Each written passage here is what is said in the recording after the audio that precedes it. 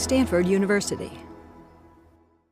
All right, welcome to lecture number 13, Stanford CS 193P, fall of 2017 and 18. So we have a very quick demo today. I've actually kind of compressed it because I really need to get to the slides, very important topic, which is persistence. And so let me just dive right into that demo, and then we'll get to persistence right after that. So the demo here is I'm going to take our emoji art and add a little way to make a text field appear up in our little collection view that slides around, so we can add more emoji to that little sliding thing. So how are we going to do that? Well, to make this go quicker, here's our emoji as we left it off last time, but I've made a couple of little changes here. I've added two collection view cells. You see them right here, this one with a plus button, this is just a UI button right here, and then this one has got a UI text field. That's what this little, I don't know if you can see the light gray in there, but this is a text field inside here. That's the only thing that's in these new cells, and each of these cells, of course, I gave it an identifier. This one's called an add emoji button cell, and this one's called a emoji input cell. This cell is just a standard UI collection view cell. So if I look at it right here, you can see that its class is just UI collection view cell. But this one is a special text field collection view cell, okay, a subclass of collection view cell that handles this text field a little bit. And so we're going to go take a look at the code from that and actually add a little bit of extra code to that, because I want to show you kind of just a kind of a tricky way to do things that's not tricky, but it's a really valuable way that's a little bit advanced, so I want you to make sure you learn that. All right, so I have these two new cells. Let's take a look at this code for the text field collection view cell. That is right here. It's a very, very simple cell. It just has an outlet to that text field you saw right there. Now notice when my outlet is set, I immediately set that outlet's delegate to be myself, and I'm a UITextField delegate. Okay, remember the slides from last time? And so I only implemented one delegate method here, which is textfield should return, and what it does is when you press the return key on the keyboard, it resigns first responder, which means it stops using the keyboard and the keyboard disappears. So if you don't do this little thing right here, then when you press return in the keyboard stays up, okay, and the cursor keeps blinking. Here it causes it to go away, and we're going to add another delegate method here in a second. Okay, so now, okay, remember that I have these two cells right here, right, the emoji button one and then the input cell right there. So now let's go back to our Emoji Art controller code and look how I dealt with this, how I put this in the UI. Well, first of all, that little plus button, it uses target action to send this message to my controller. Now notice it's sending it directly to the controller. If I had multiple of those plus buttons, they'd all be sending this message. But luckily I only have one, so this is perfectly fine. Remember that a lot of times if we have something in a collection view or table view and it's sending target action, we have it send it to a custom cell, right? Because we want each one to receive its special thing. But here you can actually have things send it to the controller. Now all of this, that plus button does is it turns this adding emoji on, okay, because we're in the process of adding emoji after you press that button, and then it reloads section 0. Now I have decided that I'm going to put that plus button and the text field thing in a different section from all the rest. Okay, remember collection views like table views, they have sections. So I'm going to have section 0 is going to be the plus button or the text field, depending on whether I'm adding emoji at the time, and then section 1 is going to be all my emoji as I'm used to it today. So how do we implement that? Well, we have to say we have two sections now instead of just one section. And when we get the number of items in a section here, we have to look at the section and see if it's section 0, then we have 1, either the plus button or the text field, or we have the number of emojis if it's our the old thing we used to have, whereas all those emojis going across. Okay? Then we have to change our cell for item at. This is this thing that gets a cell for a given thing to look at the section as well. So this is what this code used to look like, and I've just put it in an if the section is 1, then do what we were doing before. Otherwise, if the section is 0, then if I'm adding emoji, I'm going to put that text field in there. And if I'm not adding emoji, I'm going to put the button in there. So the button and the text field are going to be exchanging places, right? You press the button, it's going to change and switch to the text field because I'm going to set this adding emoji to true, and then I'm going to reload my section. That's going to cause this all to get called again, and it's going to switch back and forth. Okay? So I'm going to have to put some code in here, okay, when I switch to the text field to get the text out, and we're going to talk about that. But before that, let me show you a couple other things I did. One is I want the text field when it's there to be very wide. I don't want it to be tiny like all the other cells. I want it to be a wide cell. So I overrode this method here, a collection view layout method called size for item at index path. Okay, and you return a size for an item at that path. Well, if I'm adding emoji and we're talking about section 0, then I'm going for wide buttons. Otherwise, I'm doing the standard size I had before. And yes, these are blue numbers. They shouldn't be here. I should be calculating this based on the size of the font that the user chose in the accessibility slider, all that, but we don't have time for all that, so I'm using blue numbers here, okay? And then another one I overrode here is will display cell. That's another cool little delegate method in collection view. This is called right before it displays a cell. And here what I do is if I'm displaying the input cell, that little text field one, I make it become the first responder. That way when the text field comes up, the keyboard comes up. See why I'm doing that? So will display cell, another fun collection view thing. Now I only had to do a couple of other small things, like I disable dragging here. If we're editing the emoji, if we're typing a new emoji, I don't let the dragging happen because it kind of just messes things up to try and be swapping things around at the same time that we're adding stuff. So I took that out of there. I also don't allow dropping. Where's my drop code here? Drop proposal. Where's that? I can't find anything in here. Oh, here it is. So I don't allow when you're repositioning the collection items, right, the little emojis, I don't allow putting it into section 0. Okay, that's where the plus button is. I don't want to drop the smiley face or the bike into where the plus button is, that section. So I just say here that if the index path is section 1, then I'll do this thing where I'll, copy or move the emoji. Otherwise, I'm going to say the drop proposal is cancel, which means I can't drop there. Everyone cool with that? Okay, so that's all the code that I did. Now then let's run and see what this looks like here. Okay, here's our UI. So here's our thing that we have, so I can move things around. Okay, there's the plus button on the left. Okay, if I press that plus button, you see it gets replaced with the text field. Okay, and I can bring up my keyboard here and start, typing in some, I don't know, what do we got here? Some shoes and hats and stuff, typing these things in. Now, if I press the return key, my keyboard's going to go away because I implemented that one text delegate method. See how it went away? But it's not adding the emoji because I have not put any code in here that actually takes what I typed in there and adds it to my scrolling list. Okay? So how am I going to do that? Well, that is the trick. Let's go take a look. We want to essentially, in our text field right here, when the text field resigns being first responder, right, when it stops showing the text field, then we want to put that in. So of course we're going to use this delegate method that I talked about called text field did end editing. Editing, there it is. And when this happens, I want to talk back to my collection view basically and say add the emoji that was in my text field. But how do I talk back to my collection view here? Okay, the collection view cells don't really have a pointer to their collection view. So that's an interesting problem to solve.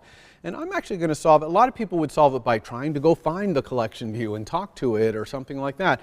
But it's actually a much simpler way to do this with closures.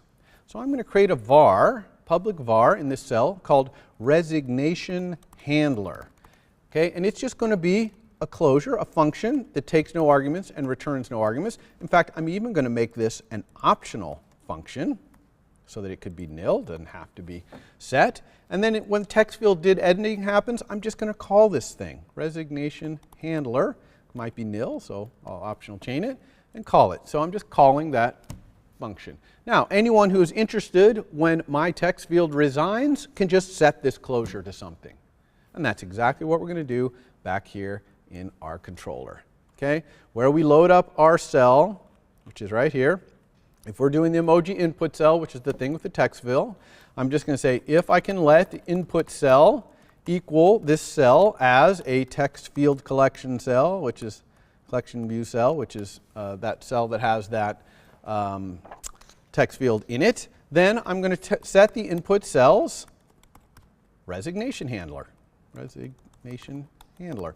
And I'm going to set it to be some closure that does what I want when that text field resigns first responder. Well, what do I want to do? I want to take the emoji out of it and put it into my list, of course. So let's just do that. I'm going to set my, well, first I'm going to say if I can let text equal the input cell's text field's text. Okay, so if I can get some text out of there, then I'm just going to have my emojis which remember that's my model right here. That's the thing that, oops, where is it? Shows all the emojis I have. I'm just going to add to that thing. I'm just going to say my emojis equals that text that was in the text field, and I'm going to map them, all the characters in there to be strings so that I have an array of strings.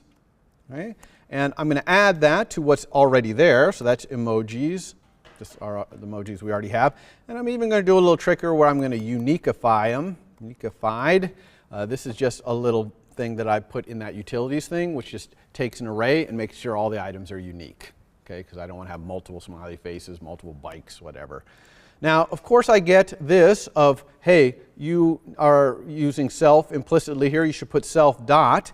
And every time you do that, you're going to pause and say, does this create a memory cycle? Or is this perhaps causing a multi-threaded issue? Well, there's no multi-threading issue problem here because we don't have a problem with cells being scrolled off and scrolled back on like you have in your homework. But there is a memory cycle here. Okay, you see how there's a memory cycle? Because self is the collection, is our self, this view controller, and we point to our collection view. Our collection view points to its cells, of course. Its cell points to this closure, and this closure points back to ourself. Okay, so it's going round and round. So we have to break this with weak self. Okay, and then make all our selves here be question mark. This is a self also. It can be self exclamation point because we won't get there if this is nil. So that's good, but there's actually another one in here. Sometimes just because it tells you about self doesn't mean there might not be other ones in there, and there is another one. It's this. This var is the input cell, and I'm using it inside this closure, which will capture it, and yet it is pointing back to the closure through its resignation handler. So this has to be broken as well. Now this one we can break with unowned, because we know we would never be in this closure executing it if this were nil, okay? Because by definition we're executing its resignation handler. So we can use unowned in this case to do that. Okay? And what else do we need to do here? Well, we just need to stop saying that we are adding emoji, because we're not, right? We've finished adding emoji here. And then we're going to have to ask our emoji collection view to reload data. Why do we need to reload data? Because we just added emoji to our model. And anytime you change the model, you need to update your table. So I'm going to reload and cause it to go back, look at my new model, call all those functions, all these functions right here. Okay, reload everything. It's also going to nicely reload section 0 and put the button back because I set this back to false. Okay, so let's see all this in action.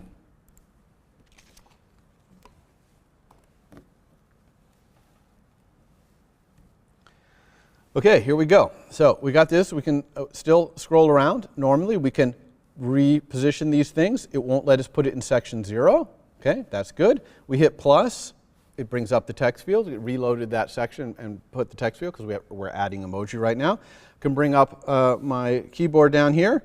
Let's put some sea creatures in here. Okay, I'm just going to do that. Now I'm going to hit return, which is going to dismiss my keyboard because of that resign first responder put in there. And since that's going to end editing, it's going to add these emoji to our list. See that? There they are at the beginning. Okay, and we can do the same thing here. Maybe I will add, I don't know, some farm animals here. Okay, and this time I'm not going to hit return. I'm actually going to dismiss my keyboard by pressing the thing in the lower right corner. You see that thing that says keyboard go away? Ready? Boom. And now it added those. Okay, so that's it. That's text field. Sorry we had to kind of rush that, but we got a lot of other stuff to cover. And I'll be posting this code so you can look at it in detail and see. I showed you all the changes we made. I just didn't type them all in as we went along. All right, back to the slides right here. Let's get to our main topic today, which is persistence. By persistence, I mean making things stick around, right? The user inputs some stuff, they create an Emoji Art document or something like that, and you, of course, want those things to stay around. You don't want them to disappear every time you run the app, which is the case in your homework and the case of Emoji Art right now, which is kind of useless. So there's a lot of ways to make things persistent, as you can see. So let's dive right in and talk about all of them. Now, some of them I'm only going to cover a little bit, and some of them I'm going to cover in depth. Okay? The first one here is UserDefaults. Now, this one is super duper simple. It's kind of like a dictionary that persists. right? You put things in this dictionary with keys and values, and when you run your app the next time, oh, they're still there, okay? The only restriction on that, though, is that the only things you can put in this dictionary thing is property lists, okay? Now, a property list is not a type or anything like that. It's just a concept. A property list is any combination, any data structure that is any combination of only array, dictionary, string, date, data, or a number, like float, int, or double. Okay? That's what we call a property list. And that's the only thing you can put in this little lightweight database called UserDefaults. All right? So what does the API look like to put things in there? Very simple. It's got two main methods here. Set, with a property list as the argument, for a key. Okay? And then object for a key that returns a property list. The reason that's an any right there is that there's really no other type that would represent a property list. And this is an Objective-C API. But that any has to be a thing that is a property list. So it could be an int, it could be an array of strings, it could be a dictionary whose keys are strings and whose values are arrays of doubles. Those would all be considered property lists. Okay? But an array of CG float, not a property list, because a CG float is not a property list. Okay? All right? So how do you read and write this up? How do you access this? How do you call those methods? Well, we don't actually create a different UserDefaults thing. You can, but we don't usually do that. We instead use a shared one we get by saying UserDefaults.standard. Standard is a static var in the UserDefaults class, and it returns this shared UserDefaults thing. And then we just call set on it to set values, and we can call object of type, or for key rather, to get things back. And so here's a bunch of examples of sets. Notice I can just set a float, because that's a property list. I can set an array of ints, that's a property list. I can also set nil, because it's an any question mark, and that means clear out any value for this key. Okay? And there's some convenience methods for getting things out, right? Because if you do object for key, what type are you going to get back? An any, which means you're going to have to use as to turn it into something. Well, to save you that, they have some methods in there like double for key, array for key, and those will return you that type. Okay? Now, for example, double for key, if the thing in there is not a double, it's just going to return 0, because it's not double question mark, unfortunately, it's just double. And similarly, array for key, if the thing in there at that key is not an array, it's going to return nil, because that is an optional array. So these little things, these convenience things try to help you, but they're only going to help you as much as they can. If you put the wrong types in there, obviously they can't do the right thing. Okay, when am I going to ever use this thing? This thing is really only for lightweight stuff like settings, preferences, that kind of stuff. You wouldn't store documents or any kind of serious user data in there with UserDefaults. Okay? Now, saving the database is auto-saved for you, so you really don't have to save it. But sometimes you want to, most notably when you're in debugging and you're hitting stop in the debugger all the time, sometimes you'll stop it before it gets a chance to save. So if you want to explicitly save, you can use this method synchronize, which will save it. It returns a bool whether it was successful, although I don't know what you're going to do if it wasn't successful. I guess try again in a little bit. But we usually don't look at the return value of this. We just say synchronize. So a lot of times people will put synchronize in there because they're doing the debugger and they're hitting stop all the time and oh, it didn't save them, and then they run it again. So you can feel free to do that if you want. It's pretty lightweight to do synchronize. All right, so that's the first one. The second way to make things persistent is called archiving. So the problem with UserDefaults, first of all, only small things. Second of all, has to be property lists. What if I have some data structure that I want to store that's big and or has things other than property lists in it, okay? And to do that, I'm going to use archiving. Now, there's two mechanisms for archiving, an old way and a new for iOS 11 way. And of course, I'm going to talk in detail about the new for iOS 11 way because the old way obviously wasn't good enough. They came up with a new one in iOS 11. But they're very, very similar in some ways. It's just that the new way is a lot more automatic and a lot less code to write. Okay, so let's talk about these two ways. The old way is called NSCoder. So NSCoder is a protocol, and essentially NSCoder boils down to having every single object in the object graph that you want to save or whatever to make persistent. Implement these two things. A function called encode with a coder, so that NSCoder kind of like is a dictionary thing. You can set values in there. And then init from coder. it's going to essentially give you that dictionary back, and you got to initialize the object. So it's very simple. You're just going to have encode sent to every single object in the object graph, and it's going to put itself in a big dictionary, and then when you want to bring it back to life, you start calling init with the coder, and they all have to initialize themselves. This is how storyboards are saved. So view controller, UI view, UI label, button, all of them implement both of these things, encode and init from coder. Okay, and somebody went to a painstaking amount of work to implement that for every possible thing that can be in a storyboard. It's amazing how much work that actually took. So that's great. You have this encoding and decoding ability. What do you do with it? Well, what you almost always do with it is you turn this thing into a data. Remember our friend data, bag of bits, that little struct? You turn it into a data, and then you can store a data in a file system, because as you're going to learn, that's how we interact with the file system. We store and read datas. Okay? So how do you take a big object graph where every single object in there implements these two things and turn it into a data? You do it with the class NSKeyedArchiver. So NSKeyedArchiver just takes an object that it and everything it points to implements these two things, and it gives you back a data that has taken the whole object graph and collected it up into a data. And similarly, if you give it back a data like that to NSKeyedUnArchiver, then it will turn it back into the objects by calling that init. Is everyone cool how we do that? This is a lot of work to make this mechanism work, because you've got to implement those two things for every single object in there. So let's talk about the new way, which is quite similar. It's called Codable. And Codable is a protocol. It's actually two protocols, decodable and encodable. And it works the same kind of way. Okay? You still have init and you still have an encode thing. The difference is Swift and the runtime and the foundation will implement those two methods for you almost all the time. Okay? You just kind of implements them for free, so you don't have to do anything. So as long as you are using kind of basic types in Swift, including all the things that you see on this slide, it just all magically works. Okay? So I'm going to show you both how we then take an object graph and turn it into a data with this mechanism, which is slightly different than the keyed archiver thing. And I'm also going to show you what it looks like to make something codable. Because to do this, it has to be codable, it has to implement codable. So let's look at those. First, let's look at how we turn it into a data.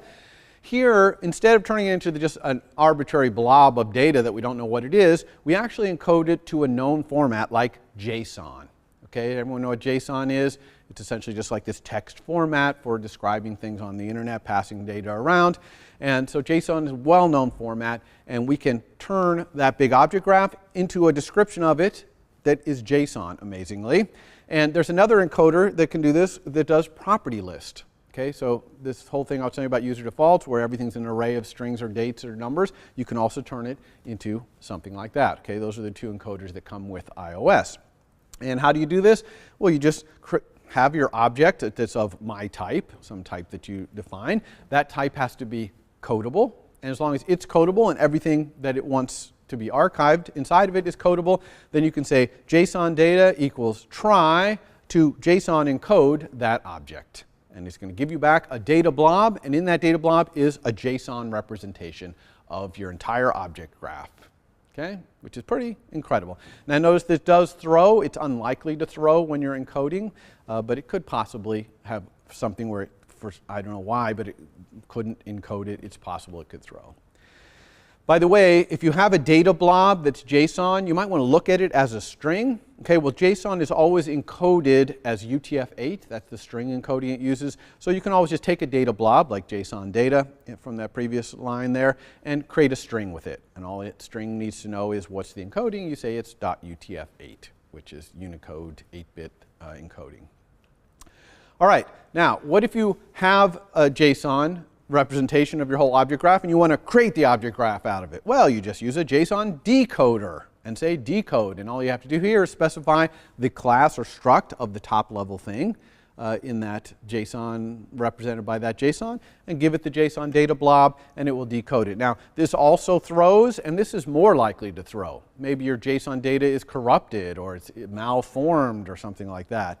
And it's quite possible to make this all work where you're using some standard JSON from some website out there and you're converting it to objects in your code, okay, where you make it do a one-to-one mapping. And so maybe the website you went to had an error and they generated bad JSON or something. So this could throw here. And we'll talk a little bit about that in a second, what to do with that thing throwing. Notice that JSON is the opposite of strongly typed. Okay, like a date in JSON is just a string in some format, right? There's no such concept as a date type in JSON. So this decoder is quite configurable. So you can specify things like what is the strategy to decode what should be a date. In other words, what format are dates stored in this JSON file.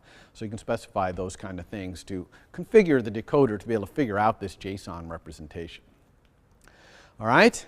Now, I talked about throwing errors. Here, for example, I'm catching a error that was thrown by this decoder. And the reason I'm showing this actually is not because you're going to do this. You're unlikely to actually catch these decoding errors and do anything about them, unless maybe you're debugging your own JSON format and you want to see where you made a mistake or something. But I wanted to show you here what it looks like to catch an error that is thrown that's an enum. Because remember that anything can be thrown. You can throw any kind of thing as an error. All it has to do is implement the protocol error, which is really nothing. So you can throw anything. So a lot of times things will throw an enum. And when they throw the enum, you can do the same thing we do with switch, which is to grab the associated values out. So you see how that really works great for errors, right? So you're catching the key not found error, and you're grabbing the associated value, which is one of which is the key that was not found. Okay, so this is a common thing to do, is to throw an enum, and then in your catch, you just catch the cases, and you're allowed to do this same kind of grab the associated value as you can do with switch. Okay. All right, so let's look at an example of making something be codable. So I've got my struct myType here, and it's got a date in it, a string, and then it's got some other var, which is some other type not shown here. And to make it codable, all I have to do is say :codable. Okay, if I say that it's codable, then it is codable, unless it or something inside of it can't be coded automatically by Swift. So it's not one of those things I showed you on the first slide there. So here, date is definitely codable, string is codable, and presumably some other type has made itself codable as well. And so this thing is now codable. And that's all I have to do. Okay, a lot easier than implementing init and encode for every single object in there. We just say it's codable, and it is. And the JSON that would be generated from using that JSON encoder would look something like this, right? Some date, which is the same name as the var, colon, and then the date in some encoding strategy that we decide, and then some string, and a colon hello, and then other, and then a colon, and then whatever some other types JSON looks like would be embedded in there, you see? And then, so it can be recursively going down. Okay? Now, we might not want the JSON to look exactly like this. So can we tune this? Yeah, we can. Look at this. In JSON, for example, the keys usually don't have camel case, you know, like some capital D data like we do for our variables. Usually the keys are, the words are separated with underbar, like some underbar date. So we can easily change the keys that are generated when we use that JSON encoder by adding a private enum called coding keys, which is a string type enum, and it has to implement the protocol coding key. And all it does is has a case, it's an enum, right? It has a case for every var that we want encoded. So if we have a var we don't want encoded, just don't put that case there. And if you have a var that you do want encoded, but you want to change the key, just say equals the key you want. So here I've said case some date equals some underbar date. So now in the JSON, it's going to say some underbar date equals instead of some date. And notice that I didn't put some string case in there at all. So some string is not even going to be put in the JSON. Okay? So this is a really cool, simple way to customize the JSON that you generate from your type. Now, I'm not even going to really talk about this, but you can implement init from decoder, okay? The thing that actually, you know, pulls the thing out of the JSON. If you wanted to do some validation or some kind of complicated thing, or if, for example, you have a type that Swift can't encode, okay, some new type that you invented that's not made up of other types that Swift can encode, and you want to do it, you can do it. I just put this here as kind of so you can look at it later to see how you do it. There's a container in the decoder, and you get it, and it's got keys and values. It looks like a dictionary. It's not that hard. One thing is when you're decoding a class, you have to be careful to call super init, right? Because you're decoding, you have to implement init, so you've got to call super init. But don't call super init with the same decoder that was sent to you. The decoder was sent to you is for decoding your vars. You want to send this thing from the container called superdecoder. That's the decoder of your superclasses vars. Okay? And then, of course, you could also implement encoding to encode random types that aren't part of the Swift thing. Again, I'm not going to go over this. You won't have to do any of this for your homework, of course. But for your final project, at least this can be done, is to implement encode and init yourself. All right, so that's it for archiving. Archiving, the whole point is we take some object graph of Swift stuff and we turn it into a data. And that data is either going to be JSON or property list format. Okay, so we have a data. Now we want to store that data in the file system. Okay, we want to put it in a file, just a normal file. Remember that iOS is Unix, and so we have a Unix file system underneath, of course. And it starts at / like any other user Unix file system. And all we need to do to store our data blob is just write it to a file. Okay, so how do we access this Unix file system in iOS? Well, the most important thing to understand is that the only part of the Unix file system you can access is your sandbox. Okay? Your sandbox is this little enclosed space. It's the only place you can write. You can't write into any system files anywhere. You can't write into any other app's information. You can only write in your sandbox. Why does iOS restrict you to a sandbox? Okay? Well, 3 main reasons. 1, security. Okay? Because we want to make sure that no other app can come along and break your app somehow. Okay, make it so that your app doesn't work. Privacy, you're collecting user information, whatever. You don't want other malicious apps to be looking in there and getting that information. And an underrated one is cleanup. Okay, you want to be able to clean up when the user says, I don't want this app anymore. Okay, if you have everything in a sandbox, you can delete that sandbox, and now everything that app has ever done is gone.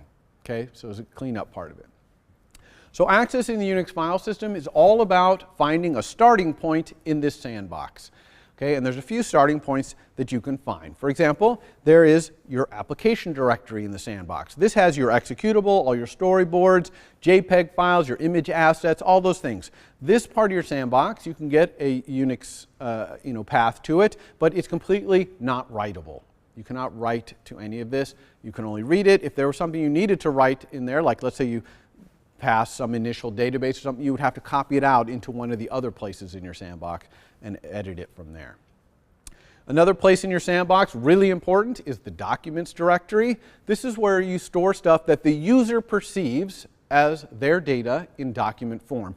And the reason it's important that it be user perceived as a document is because this directory, what's in there, is going to be visible in the Files app in iOS 11. Okay? I don't know if you all have seen iOS 11, played with it much. There's a new app in there, Files, and it shows you all the files in all the document directories of all the apps. Okay? So don't put things in the documents directory unless they're perceived as documents by the user. There's also application support. That's where you can put the stuff that the user creates that's not a document, because that's not going to show up in Files. And then there's other directories, about a dozen other ones. One of them, for example, is Caches directory. That's where you can put temporary stuff that could be deleted at any time, and recreated. For example, in your homework for this week, I'm going to ask you to take your image galleries and cache those images, so that when people drag stuff in and they start scrolling around, instead of constantly going back and fetching those things all the time, you cache them in the file system. Well, you're going to want to put that in the caches directory because it won't count against your app in terms of disk space usage, and you can always just refetch it again if the cache gets blown away. Okay? All right, so you need to get paths to all these things. So how do you get a path to these special directories and then start building on it to build your own paths? Okay? Well, the first thing to understand is that all the access to the file system is going to happen through 2 classes, or two objects. They're not classes, they're structs. But one is FileManager, and the other one is URL. And you've already learned about URL because we've used URLs to the network resources, HTTP resources and things like that. Well, you can also have URLs to local resources, things on your disk. And a URL is essentially just a path, a Unix path to the file. So what you're going to do before you do anything is find one of these sandbox directories, because you've got to only write and read from those sandbox directories. So there's really 2 methods to get a sandbox URL, and I'm going to show you one of them here, which is I kind of prefer. I'll actually show the other one maybe in the demo. It's a file manager method, and the file manager is kind of like UserDefaults in that we use a shared one called default, although sometimes we would actually want to create a different file manager by saying file manager open parentheses close parentheses, right, just calling its initializer, which takes no argument, and I'll talk about when we'd want to do that a little bit later here. So this one is called URL for directory in domain mask, appropriate for create.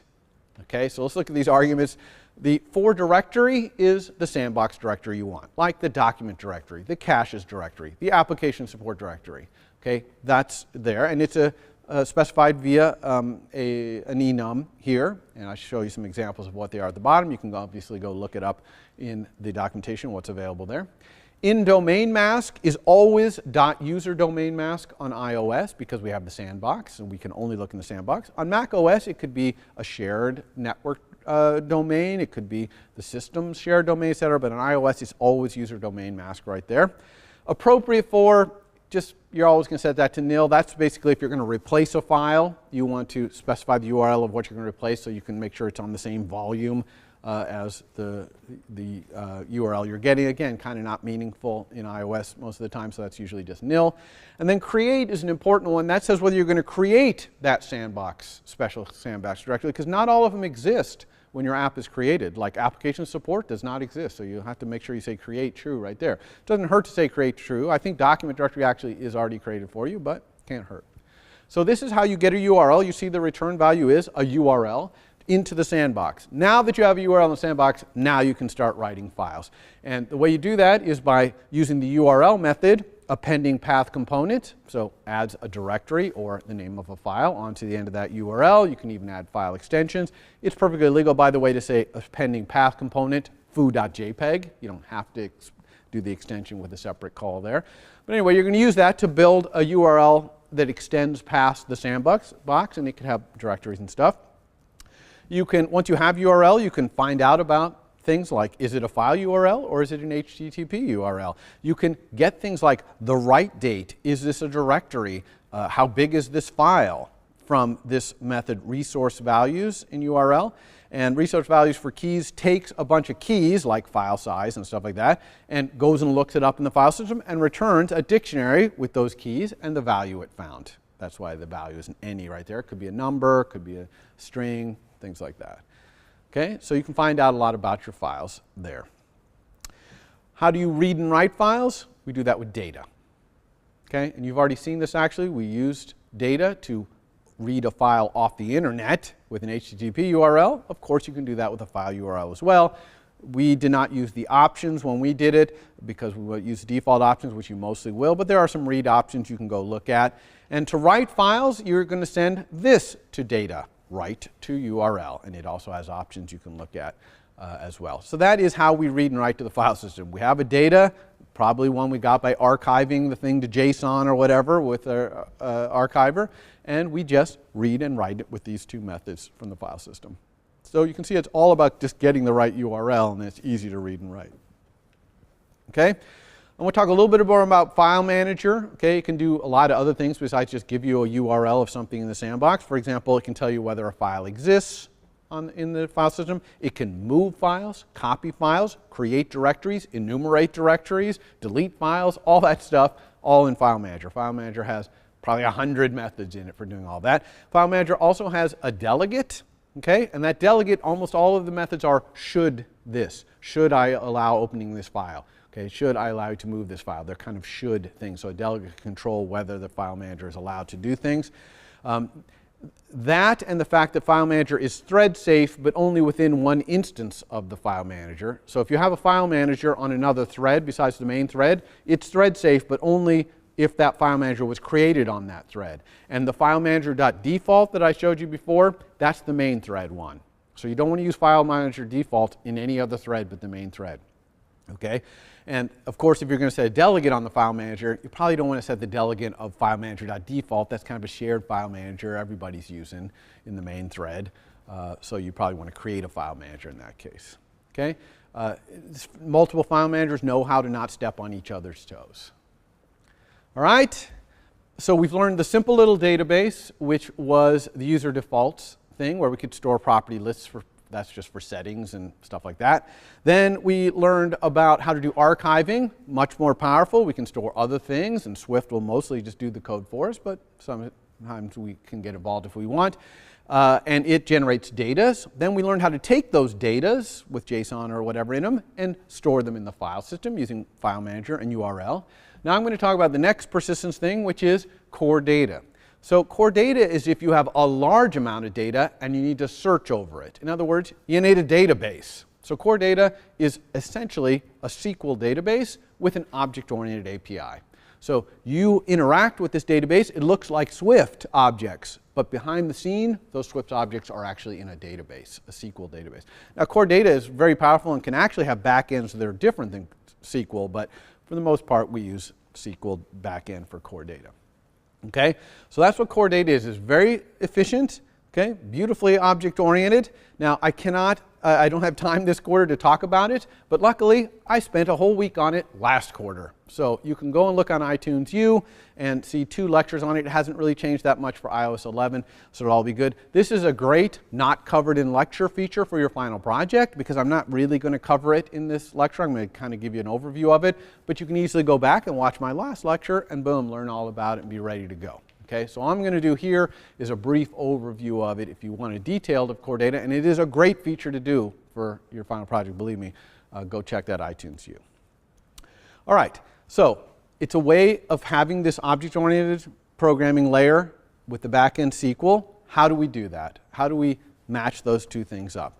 Well, we actually have a tool in Xcode, which is a visual mapper. You build all your objects and all their vars essentially in this mapper, and the mapper is used to figure out how to do that mapping forward for you, and it just happens automatically.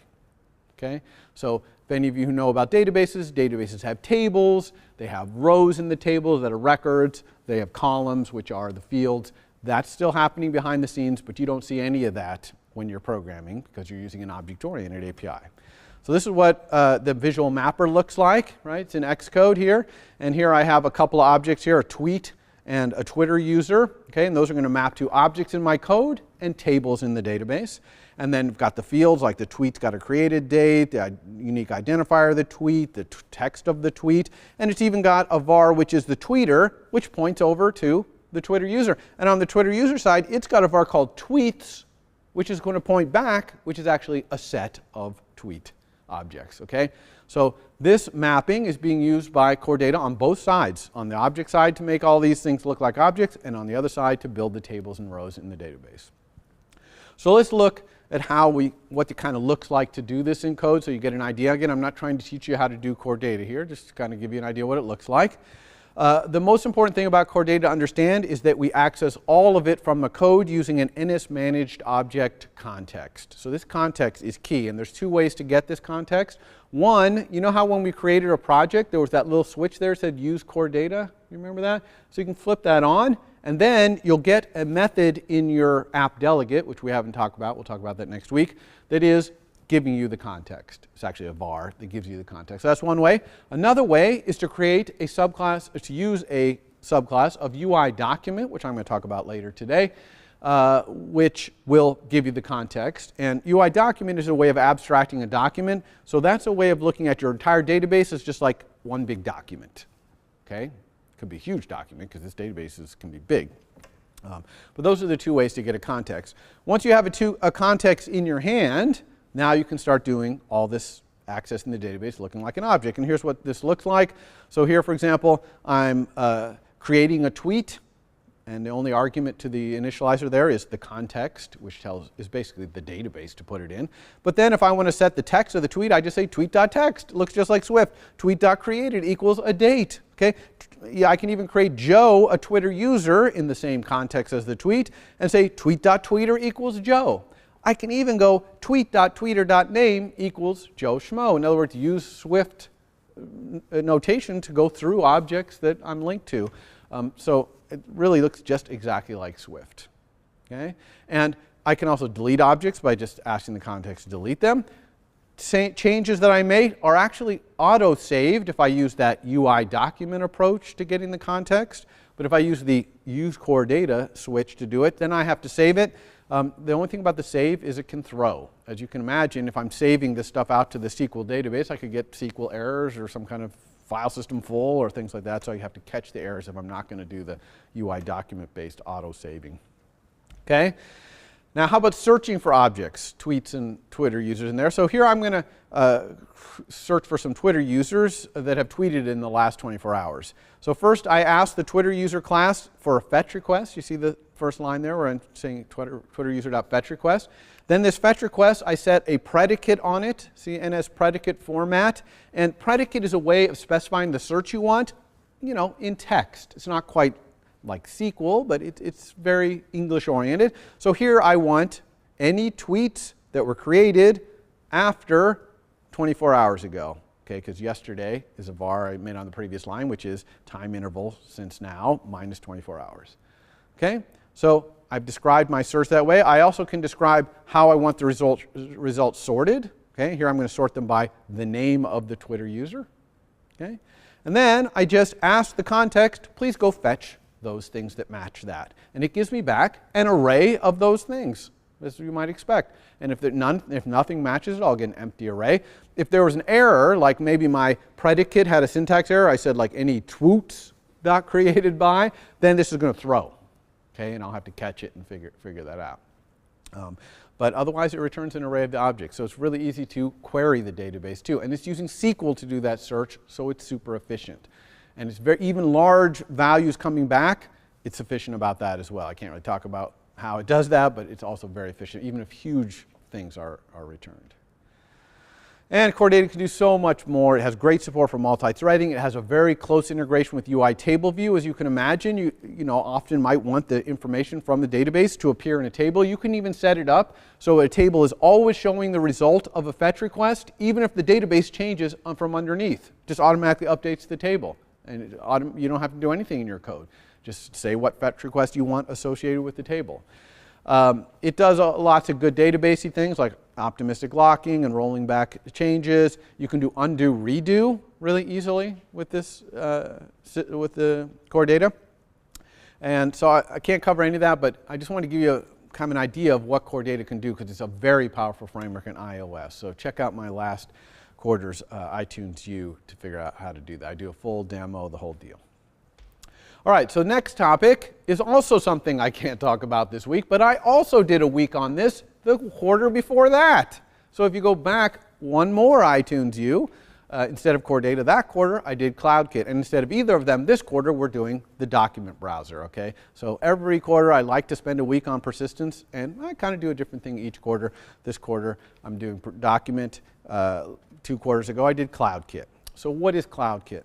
CloudKit is a database also, in the same way that Core Data is, but it's not a SQL database. It's a very simple database. It just has kind of objects and the properties in those objects, and you can query on them, but they're simple queries, and relationships between things have to be pretty simple and straightforward. But what's incredible about it is it's on the network. So this is a network database. So Core Data, you could have your database file on the network, but when you start accessing it, it has to bring the file down to your local machine because it's a local SQL database thing.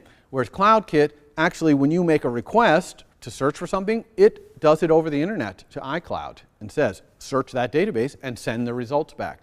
So CloudKit's API is completely asynchronous, right? You make requests, and then you provide a closure, and it calls you back later when it's got the result.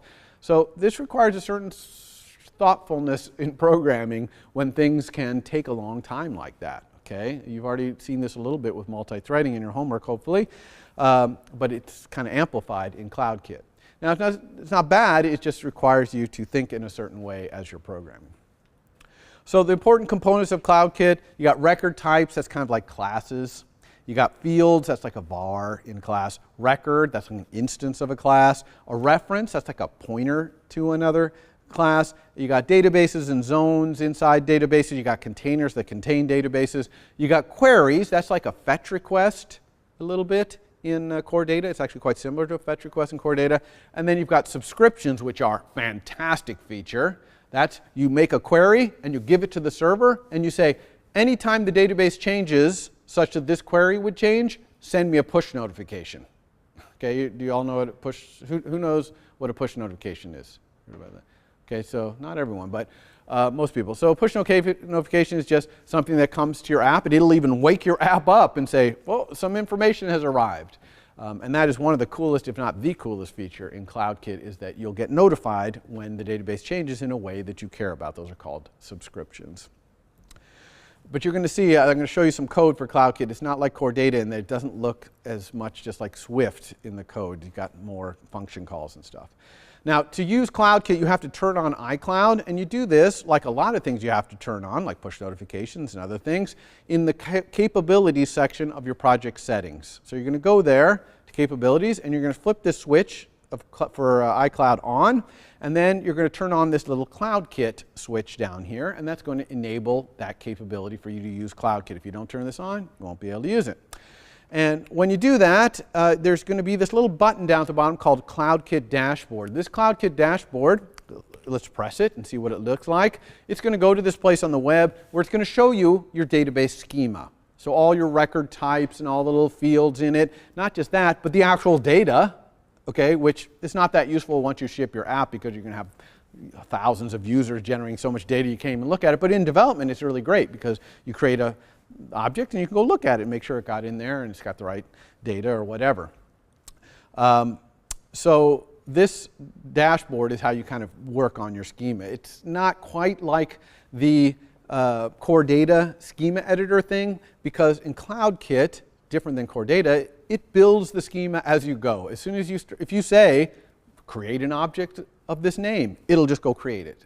Okay, it's going to do it on the fly. You don't have to go and pre-build your schema like you do in Core Data. Okay, that's what this is talking about, dynamic schema creation. And this only works during development. Obviously, once you ship it to your users, then it's not going to create classes and fields on the fly as you access them. But during development, it's really nice. It's really easy to just start writing code and have it start building the database that would match that code. All right, so here's what the code looks like. You're going to see it doesn't look quite as nice as Core Data. So you have to get a database. So usually you're going to use the public or private cloud database. Then to create a tweet, you see you're going to say CK record. CK is CloudKit. CK record with the name tweet, which would automatically add that table to the database if it didn't exist. Then you're going to say tweet sub quote text equals the text. And then to have a tweeter, you have to say CK record Twitter user and then say tweet sub tweeter equals CK reference to record tweeter with the action delete this thing if the thing it's in gets deleted. So you see it's more verbose and doesn't look like Swift to be doing all this stuff. And of course, things like saving are asynchronous, right? So here I want to save this tweet in the database. Well, I have to provide this closure, and it's going to call me back once it's finished or if there were an error. Okay? Now, this networking programming, always a lot of error handling. Okay? So if you guys haven't done networking programming, get used to it. There are 29 different errors in CloudKit error, okay? And not all of them can happen on every operation, but a lot of them can. For example, I've shown the error here, not authenticated, because since it's CloudKit, if the user's not logged into iCloud on their device, then it's not going to know who they are, so it's not going to work. So you can get that error. You can get network timeouts, all kinds of stuff, okay? So that's just a different way of programming. You have to kind of get used to it, this asynchronous programming. Here's what a query looks like, okay? This is the analog of the fetch request. You still use NSPredicate, okay? So like text contains some search string or whatever, but the predicates can't be quite as complicated as in Core Data. Okay? They have to be fairly straightforward predicates.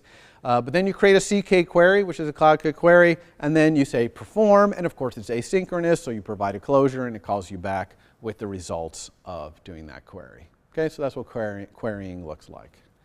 Again, pretty simple, but asynchronous and not as powerful as Core Data. Okay, standing queries of subscriptions. I can't really show you what that code looks like because I haven't taught you push notifications. Okay, push notifications are not that difficult. There's a whole framework for it called user notifications, but it doesn't make sense for me to show you what it looks like when I haven't taught you that. So we'll put that off till later. Maybe I'll try and show an example of a CloudKit push notification happening when we cover that. All right. Now, next topic. So this is the topic that I am going to spend this week on, okay, which is document-based apps. So this is persistence when the thing that you're persisting is perceived by the user as a document. For example, Emoji Art. Okay, I create a beautiful Emoji Art document. put my ghost and my bike in there, my bees, and then I want it to save like a document, and then the user is going to go create a different one with some other image and some other stuff in there, and then we'll say that's a different document. So you see how they view them as a document. Same thing with your image gallery homework. You have a gallery of images that you built, and then maybe you want to have a different gallery of images that are related in some other way. Those are perceived as documents, okay?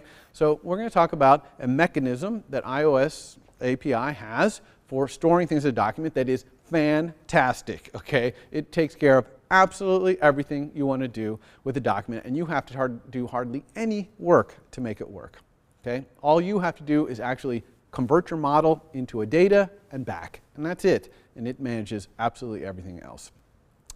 So when I say it manages everything else, what do I mean? Well, opening, writing, reading, closing document files asynchronously is all handled by UIDocument. Now, why do I want my documents open, saved asynchronously? Why do I care? My documents aren't big. It's not going to take that much time to write them to the file system. Who cares? Okay, well, UIDocument supports saving your files in iCloud Drive, okay, on the network, and that could be slower. So if you had to write the code to save them to iCloud Drive, you'd be very sad indeed, because you'd have to do all that networking code to figure out, how did I get this thing over the network? Did it fail? Is the network? Whereas this way, you use UIDocument, you just say save, it'll just call you back when it's done. Okay, it's all asynchronous. It's awesome. Okay, it also will auto-save your document, and again, I told you one of the ways to get a context for your core data is to create a UIManagedObjectContext, it's called, which is a subclass UIDocument for core data databases, and it will auto-save it. Well, the same thing happens for yours. Your documents can just be automatically saved. You don't even have to save them. And the most important thing about UIDocument is that it integrates with iOS 11's Files app, okay, and the document browser. And we're going to see, if we get to it today, which hopefully we will, what that means, because it means a lot. It's very powerful.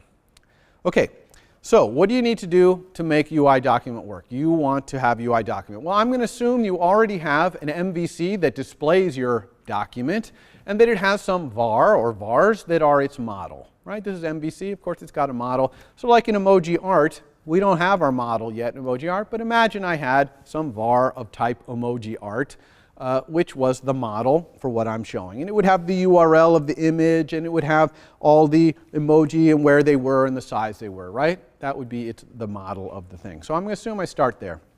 So all you need to do to turn your app into working with UIDocument is to be able to convert that model to a data and convert from a data back to the model. Well, earlier in this lecture, didn't I just show you exactly how to do that with the archiver? Really easy. So you could use JSON format as the file format of your document and just use the archiving to turn your model back and forth between the data. And that's really all you have to do. The only other thing you might want to do is tell the UIDocument whenever your document changes, like if you drag a new emoji in or whatever, and then it'll autosave. Because you have to tell it that, otherwise it doesn't know when to autosave. But that's it. It's literally called one function, my document changed, and it'll figure it out from there. Okay, that's it. That's all you have to do to make UIDocument work. Really implement two methods, get and set my model as a data. So how do we do that? We subclass UIDocument, and we override two methods, the one that creates a data and one that gets our model from a data. Now, we're almost always going to want to add a var in our UIDocument subclass, which is the model. Okay, the model that we're going to be converting to and from a data. So here, if I had an Emoji Art document, subclassing UIDocument, I'm adding a var called Emoji Art, which is of type Emoji Art. That's presumably the type of the model that I have in my Emoji Art document. Okay? Now, there are other methods you can override in UIDocument that do some things. I'll even talk about one of them towards the end. But the main two things you want to do is the reading and writing of the data. And the only thing you have to do to create a UIDocument is specify the URL it's at. Okay? So the only initializer that exists for UIDocument, it takes one argument, as you can see it in yellow right there, file URL. And that is going to be the URL of the document. Now, I'm going to show you later that this URL might be given to you and might be an iCloud Drive. And you might not even care, okay? But you also could, of course, create a URL somewhere, presumably in the documents directory of your sandbox, and create your own document if you want. Okay? But actually in iOS 11, usually we let the Files app mechanism give us the URL. The user goes to where they want the file to be, and they say create document, and it gives us a URL, and we just call this to create our UI document. Okay, now once we've created our UI document, we're going to set that var that I defined at the top of the screen there. Okay, we're going to set that model in there, and then UI document's going to take it from there. It's going to read and write the file and everything. All right, so how about doing this conversion from Emoji Art to data and from data to Emoji Art? Okay, so here's the two methods. This is the one that converts your model into a data. It's called contents for type. Okay, it does throw. You could throw if you have a problem converting your Emoji Art to a data. You could throw, and I'll show you where that thing gets thrown to. And notice it returns an any. You would think that would return a data right there, but it returns an any because you can actually also represent your document as a directory full of files. That's called a file wrapper. Okay, but we're just going to talk about the data way of doing it. Okay, if you want to do the file wrapper way, you have to look up the documentation for a file wrapper. It's not that hard, but it's a little more complicated than just turning it into a data blob. And so how am I going to implement this method? Really easy. I'm going to use that archiving stuff and use a JSON encoder or something right here and create a data object. Okay, and I just return it. That's it. So this often is a one-liner, this contents for type. Now that type that you see right there, yeah, I already said you could throw there. So the type that's passed along there, that's a UTI, a universal type identifier. And I'm going to talk a little bit about what that is in a few slides. Okay, this is not a type like .jpeg. Okay, this is a type like public.json, which would be a JSON file, or public.image, it's an image file. That's the kind of thing that's going to be in that type name.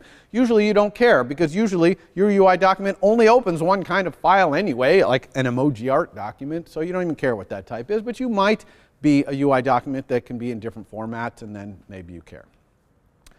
All right, how about the other way around? You've got a data, okay, that's handed to you. You've got to turn it into your model. Okay, again, you're probably going to use that JSON decoder and take the data and turn it back into an Emoji Art. Okay, and again, it's got the types there, load from contents of type, that's UTI. This one throws as well. This one you're more likely to throw, okay, because here you're being given a JSON thing or a data blob, and you're turning into Emoji Art. It might be corrupted, it might not be in the right format, something's wrong with it, so you might throw here. Okay, and in fact, that's all you need to do is implement those two methods, and now you can use all the methods in UI document like open, which opens your document, and it's asynchronous, so you provide it a closure there, and it even tells you whether it successfully did it or not. And if it doesn't successfully open it, you're going to be looking at this thing called document state, and I'm going to talk about that in a second. Right? So that's how you open a document, and you do have to open your UI document before you can use it, of course, because UI document wants to go and get the file and get the data and stuff like that, call the method that converts into an Emoji Art or whatever. But you do have to open your file. Okay, you can save your file explicitly, or you can just do auto-saving. If you do auto-saving, this is the method you have to call to tell your UI document, I've changed. Okay, update change count .done. Another way, by the way, to do this is to use the undo manager of UI document. Unfortunately, I don't have time to teach you about doing undo. Undo manager is a really cool little class where every time you do an operation like drag a new emoji in or resize it, you go to the undo manager and say, I just did this operation and here's a closure for how to undo it. Okay? And then it automatically does undo, redo, and just pulls those closures up so you can undo and then redo, go back and forth. And of course, if you use the UI Documents Undo Manager to do that, then it will know that the document has changed when you do these undo and redo things. Okay? So that's another way to do it, is use the Undo Manager. If you want to explicitly save, there is a save. The save one is not like open. It actually has a couple of arguments here. The reason you have save to URL is for save as. Okay, because of course the document knows its own URL. That was specified in its initializer, the file URL. So save to URL allows you to save it off to another URL, right, save as. And then that for document save operation, unfortunately when you save, you have to know whether this is the initial document creation save or whether it's a subsequent save. Okay, you have to tell the system that. I'm not sure why it makes you do that versus it going out and figure out. I think it's just for flexibility because it can save into so many different kinds of containers. iCloud Drive, your local file system. It can even save into things like Box. Okay, so maybe some of them don't allow it to ask the question whether the file exists or not. I'm not exactly sure why it does that, but when you save, you do have to know whether you're creating it or not. When you're done with your document, you're going to want to close it. Of course, one of the big things this does is save it if it's got any outstanding changes. And again, if it fails closing it, you're going to have this document state thing. So what I keep saying, look at the document state if things fail. What is that about? Okay, well, let's look at the document state. The document state is a var in UIDocument. You can look at it and see how your document's doing. Here are some of the values. Normal, that means your document is ready to use. Okay, just do whatever you want with it. That's the normal state. There's also closed. That means either you haven't opened it or you tried to open it and it failed and it's still in the closed state. There's saving error, which is you tried to save it and it failed. There's also editing disabled. That is a method on UIDocument which is disable editing. And why would you ever want to disable editing? Well, for example, the core data document, UIManageDocument, it disables editing when it's doing some sort of a SQL operation to update the database. Now, it only happens for a microsecond that it's disabled. But essentially, when editing disabled is the state of your document, you just would not want to allow users to drag new emoji in or resize anything. Not really an issue in something like Emoji Art, where it's very simple, but it can be an issue in a core data or some other more complicated storage mechanism. Then there's the progress available state. That means you did open on a document and the document is huge and it's downloading it from iCloud or something. And this will tell you that progress, via the progress var in UIDocument, will tell you how far along it is. And it'll stay in this state until it's fully downloaded. Then it'll move to open, or normal rather. And finally, there's in conflict, which is a very fascinating one. Since the document can be stored in a network container, it might get saved somewhere that had network access at the time and then start editing in another place that didn't have network access or vice versa, resulting in two versions of the app finally getting saved up to iCloud. And now you have two versions that might be conflicting. Okay, and that's what this is about. Now, you're not going to deal with this in your app. You're probably going to take the default behavior, which is it uses the one with the most recent file date, okay, whichever one was written most recently it uses. But if you want to resolve the difference, if you want to notice this and resolve it, you can use this NSFileVersion static method here and get all the different versions and look at the differences of them and maybe offer the user some choices, whatever. That'd be up to you. But for things like Emoji Art, you're probably fine with just always taking the latest the version, whichever one was saved latest. Okay, document state, this var, can also be observed in the same way that the keyboard observing can happen. Remember I told you there was a way you could like tell the system, hey, if the keyboard comes up, tell me about it, right? That's called a notification. Same thing here. You could say, hey, if my document state changes, tell me about it, and it would tell you that. I'm going to tell you how to do this next week when we talk about notifications, and I'll mention document state and keyboard and show you what a code looks like to watch your document state. Finally, I'm going to talk a cool little extra method you can override in UIDocument to put a thumbnail image instead of your document's icon. Okay? By default, when you look at your documents in the Files app or whatever, they'll have icons, right? Whatever the file type icon, the JPEG file icon, whatever that is, or if you have an Emoji Art type file, which we're going to talk about on Wednesday, it would show that icon. But you can also say, when the user sees my file in the file system, actually use this thumbnail image of it as its icon. Okay, this is a really powerful way to make it easy for users to find which document they want. Because imagine Emoji Art, you do some nice art, and it makes a little thumbnail of it, so you can actually see the document before you open it in the file system. It's like the icon of the document. And to do that, all you have to do is override this UIDocument method called file attributes to write to URL for operation. This is normally just going to return a dictionary of the file attributes, like is this file hidden, things like that. But you can override it, get the super file attributes it would normally return, and then add this very special dictionary item called URL resource key.thumbnail dictionary key. And the value of it actually is another dictionary, with the key being thumbnail dictionary item NS thumbnail 1024 by 1024 size key. And the value is a UI image. Okay, so you add this to the dictionary if you have a UI image to be the thumbnail and return it. Now it says there NS thumbnail 1024 by 1024, but it actually can be any size. It seems to me that if the size gets too small, then it'll start using the icon for the file. So it can't be too small, and I'm not sure what too small is.